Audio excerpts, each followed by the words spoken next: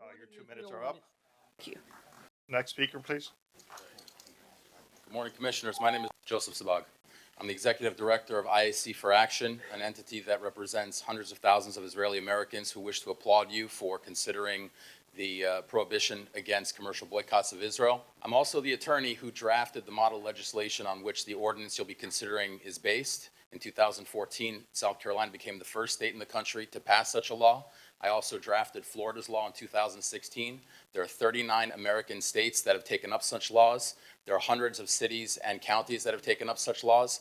I want you to be aware of my presence here today so that to the extent you have any legal questions, I'm certainly available to answer those questions about what this ordinance would do, along with what it would not do. You are definitely going to hear false statements made about this ordinance and its function. So I encourage you to ask those questions. I'm here, of course, Mr. Mayor, at your pleasure. I'll be sitting over there, and if you'd like me to clarify any of those technical questions, I'm here to serve. Commissioner Suarez. Let's cut through the nonsense. I've had enough of these so-called Free Palestine activists marching into City Hall pretending to be champions of LGBTQ rights, women rights, and human rights. These people had the nerve to start showing up after October 7th, when Hamas, a terrorist organization recognized worldwide, launched the deadliest assault on Jews since the Holocaust. They slaughtered babies, raped women, burned whole families alive, and took innocent civilians as hostages. Many of these hostages are still suffering in captivity today. Let's face reality. You cannot claim to defend human rights while backing a movement tied to Hamas, an organization that brutally enforces Islamic law in Gaza. Homosexuality, it's punishable by death. LGBTQ individuals are hunted, tortured, and killed. The lucky ones flee to Israel, a democracy that, unlike Hamas's oppressive regime, offers sanctuary and freedom for LGBTQ people across the Middle East. That's right. Gay Palestinians are running to Israel for safety, while you hypocrites stand here pretending that you care about LGBTQ rights. And don't get me started on women rights. Gaza, under Hamas, Iron Fist, subjects women and children to child marriages, honor killings, and female genital mutilation. These practices aren't just barbaric. They strip women of their dignity and autonomy. The legal system in Gaza is riddled with Sharia law. Does nothing to protect these women.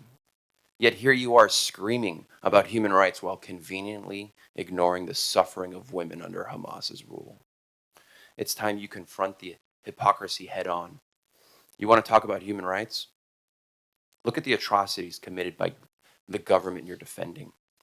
After being savagely attacked, Israel, a nation fighting for its survival against a terrorist regime, is vilified by you so-called human rights activists. Let's get this straight. Israel was attacked by Hamas on October 7th. And Israel will not stop until this terrorist group is wiped off the map. I'm calling out Queers for Palestine and the rest of you shamelessly standing here today. You're not just clueless about Gaza's fundamentalist government. Your twisted sense of morality equivalency is flat out wrong. The fact is, Hamas, the terrorist organization governing the Gaza Strip, must be completely eradicated for any hope of peace. And for those of you who boldly assert that Israel has no right to defend itself against these terrorists, your beliefs are not just misguided, they're outright dangerous. Hamas doesn't recognize Israel's right to exist. Their 1988 charter openly calls for Israel's destruction, incites violence against Jews, imposes Sharia law, and rejects any form of peace. What we're witnessing today is the evil agenda playing out in real time. Anyone who defends Hamas, an organization that abuses its own people and seeks the extermination of an entire country, has forfeited any claim to the moral high ground. I'll finish with this. You better be damn grateful you live in a country where freedom of speech is a right. Because if you took your pronouns and your so-called woke nonsense to Gaza, you'd face a much harsher reality. Here you have the privilege to be ignorant, but don't expect to be coddled or praised for it. You deserve to be called out and exposed for the uninformed hypocrites you are. Thank you.